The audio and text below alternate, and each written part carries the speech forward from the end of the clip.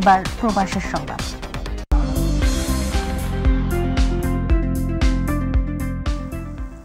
পর্যটক সেজে মালয়েশিয়া প্রবেশের চেষ্টার সময় কুয়ালালামপুর আন্তর্জাতিক বিমানবন্দরে ৪৫ জন বিদেশি নাগরিককে গ্রেফতার করা হয়েছে।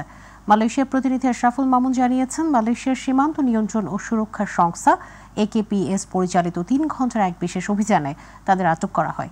পর্যটন ভিসায় গিয়ে মালয়েশিয়ায় তারা কাজে যোগদানের অভিযোগ দীর্ঘদিন ধরে। আটক ৫৪ জনের মধ্যে ৩৬ জনই বাংলাদেশি নাগরিক। বুধবার AKPS এর পক্ষ থেকে জানানো হয়েছে তথ্য। গতকাল KLI এর আন্তর্জাতিক আগমন হলে এই বিশেষ অভিযান পরিচালিত হয়। এতে ১১৫ জন বিদেশি নাগরিককে পরীক্ষা করা হয়, যার মধ্যে ৩৬ জন বাংলাদেশি এবং ৯ জন পাকিস্তানি নাগরিকের যথাযথ তথ্য উপাত্ত না থাকার কারণে তাদেরকে নিজ নিজ দেশে ফেরত পাঠানোর সিদ্ধান্ত নেওয়া হয়েছে।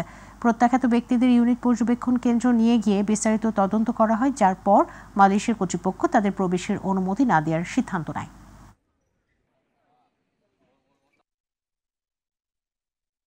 কমিউনিটিতে ইফতার ও কালচারাল প্রোগ্রাম অনুষ্ঠিত হয়েছে। প্রতিনিধি আশরাফুল মামুন জানান, গতকাল সুবাংজায়ায় এই সভা অনুষ্ঠিত হয়।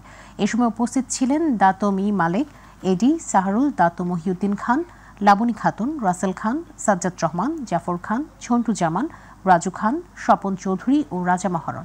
ইফতারের পূর্ব মুহূর্তে সকল মুসলিম উম্মাহ ও প্রবাসীদের কল্যাণে দোয়া করা হয়।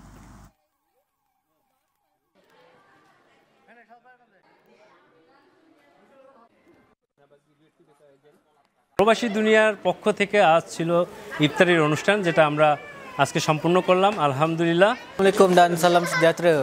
Terima kasih kepada membership, kepada rakan-rakan daripada BMC Dunia Probasi.